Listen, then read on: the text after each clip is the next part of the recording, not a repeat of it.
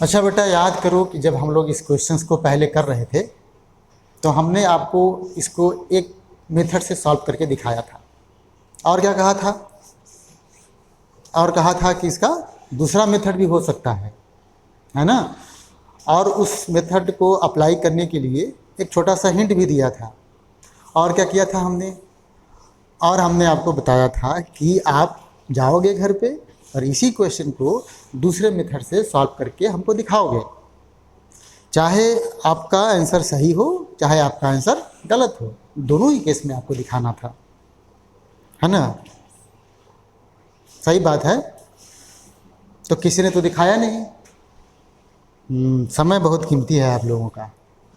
सही बात करो, इंस्टाग्राम का रील देखना और क्या होता है, हाँ, यूट्यूब का शॉर्ट्स देखना। अब इन सब कामों से फुर्सत मिले तब तो यार कुछ ना किया जाए, ये ज़्यादा इम्पोर्टेंट है IIT JEE एडवांस के पेपर से। चलो कोई बात नहीं, तो हम ही कर दे रहे हैं दूसरा मेथड यहाँ पे। देखो पहले क्वेश्चन को, है ना, क्या करते थे हम लोग समझते हैं क्वेश्चन को, फिर क्या करते हैं, फिर एनालाइज करते हैं, फिर क्या करते हैं, फिर हम स्टेटमेंट के अनुसार इक्वेशन बनाते हैं और इस क्वेश्चन को सॉल्व कर देते हैं। यही तो हमारा अब तक का सिंपल प्रोसीजर रहा है प्रॉब्लम को सॉल्व करने का, है कि नहीं, रहा है, बिल्कुल सही। चलिए, तो हम इसको समझने की कोशिश करते हैं। ये कहता है कि एक पॉइंट है जो किसी डिस्टेंस के हाफ डिस्टेंस को v0 की वेलोसिटी से कवर करता है। ठीक, तो चलो हम डिस्टेंस बना देते हैं। ये डिस्टेंस है, यहाँ से पार्टिकल स्टार्ट करता है और c तक पहुँचता है। अगर मैं a और c के बीच के डिस्टेंस को 2x मानूँ तो यहाँ से यहाँ तक ये x हो जाएगा आपका ना, ये यहाँ तक, ये b मान लीजिए। यहाँ v0 के स्पीड से ये पार्टिकल, है ना, a से b तक पहुँचता है। यहाँ तक क्लियर है। अच्छा, यहाँ वेलोसिटी लिखा है, यहाँ हमने स्पीड कह दिया। हमने आपको शुरू से ही बताना स्टार्ट किया है कि इस बुक का क्या वेलोसिटी और स्पीड में क्या क्या रिलेशन है। ठीक, तो वो आप जानते हो, दोबारा रिपीट नहीं करूँगा मैं। अब आगे क्या कहता है कि remaining part of the distance, जो बचा हुआ डिस्टेंस का पार्ट है, ठीक, was covered with velocity v1 for half the time and with velocity v2 for other half the time। तो जो भी डिस्टेंस बचा उसको जो भी डिस्टेंस बचा उसमें जो भी टाइम लगा होगा कवर करने में, उसमें आधे समय तक वो v1 की स्पीड से चला और बचे हुए आधे समय में, है ना, फिर v2 की स्पीड से चला। तो हमको पूरा एवरेज स्पीड निकालना है। तो देखो, ये देखो, ये मान लो यहाँ पे पॉइंट है D। ठीक, यहाँ से यहाँ तक कितना समय लगा, मान लो t समय लगा, और तो यहाँ से यहाँ तक भी t समय लगेगा। इसमें वेलोसिटी कितना था, v1, इसमें वेलोसिटी कितना था, v2। अच्छा बेटा, ये बताओ पूरा डिस्टेंस कितना हो गया, ये डिस्टेंस हो गया x।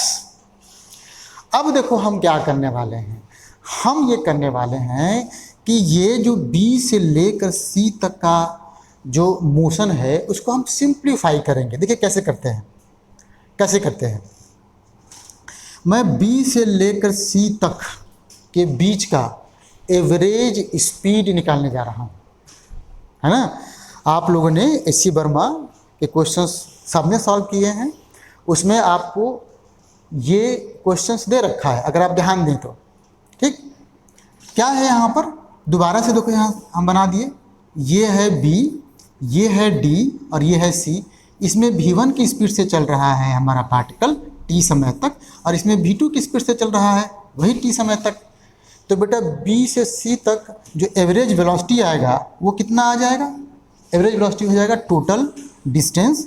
तो ये डिस्टेंस हो गया BD हो गया v1t और DC हो गया v2t अपॉन टोटल टाइम, तो टोटल टाइम 2t हो गया। तो कुल मिलाकर के ये v1 प्लस v2/2 आ गया ना। ये सिर्फ B और C के बीच का एवरेज स्पीड। और हम आपको फिर से याद दिला दें कि SC वर्मा में ये क्वेश्चन दिया हुआ है, ऑब्जेक्टिव 1 का ही पार्ट है ये। तो अगर आपने ट्राई किया है तो अच्छी बात, नहीं ट्राई किया है तो दोबारा जाकर के इसको ट्राई करना, ताकि ये वाला चीज़ भाई ना तैयार हो जाए हमारा। अब मेरा जो मेन मेन आइडिया है, मेन जो की आइडिया इसको बोलते हैं हम लोग, वो क्या है, हम इसी सिचुएशन को ऐसे डिस्क्राइब करेंगे कि भाई पार्टिकल ए से स्टार्ट किया, बी तक पहुंचा v0 के स्पीड से, यहाँ से यहाँ तक डिस्टेंस x है, फिर क्या हुआ, तो भाई साहब फिर b से ये c तक पहुंचा, यहाँ से यहाँ तक फिर डिस्टेंस है x, और अब की बार d को बीच से गायब कर दिया हमने, और यहाँ से यहाँ तक कह दिया कि v के स्पीड से ये जा रहा है, जहाँ पे v हमारा ये है। अब फिर से चले आओ एसी वर्मा के ही उसी ऑब्जेक्टिव 1 है ना सेक्शन में, तो उसमें तुमने ये देखा था, बल्कि बहुत सारे क्वेश्चंस हमने अपने डीपीपी में किए हैं कि अगर ये इक्वल डिस्टेंस है ना, ये डिस्टेंस इक्वल है, इसमें v0 की स्पीड से पार्टिकल जा रहा था, इसमें v के स्पीड से पार्टिकल जा रहा था, तो यहाँ से यहाँ तक जो एवरेज स्पीड होता है इन दोनों स्पीड के हार्मोनिक मीन के बराबर होता है।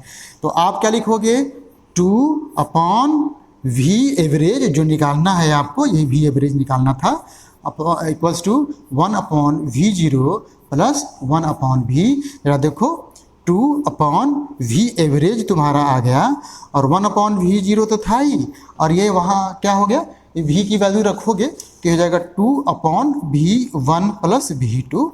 देखो कितना आसान हो गया। अब तुमने इसका एलसीएम ले लिया है, और पहले की तरह हम बार बार यही कहेंगे कि हमारे कैलकुलेशन पर रिलाई मत रहना, क्योंकि हम बार बार गलती करते हैं, ये हमारा जन्मसिद्ध अधिकार है। और वैसे भी हमको थोड़ी ना आईआईटी का एग्ज़ाम देना है, अब आईआईटी का एग्ज़ाम तो तुमको देना है ना। अच्छा, तो निकल गया वी एवरेज, इससे इसको ट्रांसपोज करोगे फटाफट से तुम्हारा आंसर निकल जाएगा। तो देखो इस मेथड से हम लोग क्या सीखे कि एक कॉम्प्लिकेटेड सिचुएशन को, देखिए एक कॉम्प्लिकेटेड सिचुएशन को हमने सिंपल सिचुएशन में देखिए बदल दिया है इसको।